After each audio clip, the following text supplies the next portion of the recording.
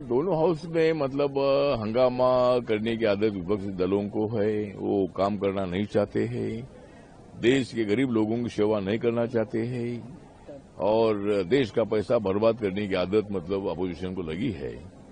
आज मतलब पूरा तय हुआ था कि जो ऑनरेबल स्पीकर जी है ओम बिरला जी, तो उनके खिलाफ इनका जो विश्वास प्रस्ताव था, तो उसको सरकार ने, सत्ता पक्ष ने स्वीकारा था और उस पर चर्चा के लिए मतलब सहमति दे दी थी। तो आज उसकी चर्चा होने वाली थी, लेकिन आज युद्ध के संबंध में जो अमेरिका, इस्राएल और ईरान का युद्ध चल रहा है, उसको सामने रखकर उस पर चर्चा होनी चाहिए। इसी तरह की भूमिका रखने का प्रयत्न उनके तरफ जो हो रहा था, ये अच्छी बात नहीं है।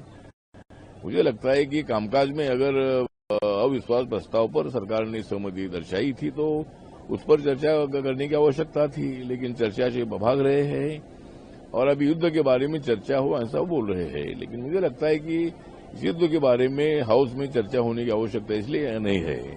जब ऐसा कोई इंसिडेंट होता है तो अपने सरकार को अपनी भूमिका रखने का अधिकार होता है और फॉरेन अफेयर्स मिनिस्टर दोनों सभागृह में अपनी भारत की भूमिका रखते हैं। तो जो युद्ध हो रहा है, इस युद्ध के बारे में माननीय नरेंद्र मोदी जी और हमारे सरकार की भूमिका ये है कि भाई शांति होनी चाहिए। जो लोगों का जो मतलब लोगों पर हमले हो रहे हैं, ऐसा नहीं होना चाहिए।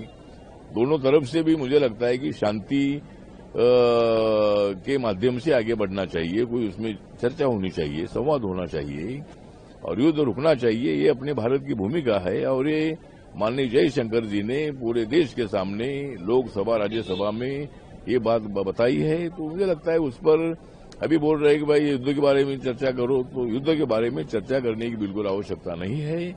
और ऑलरेडी भारत सरकार का जो स्टेटमेंट है, स्टेटमेंट ऑलरेडी दे दिया है। तो मुझे लगता है कि ऐसा इसी तरह का अपने भूमिका से भागना ठीक नहीं है और युद्ध के बारे में चर्चा की बिल्कुल आवश्यकता नहीं है। लेकिन ओम बिरला जी के बारे में, स्पीकर के बारे में सरकार चर्चा के लिए तैयार है। कुछ चर्चा शुरू करे, उसमें अपनी भूमिका रखने का सबको अधिकार है।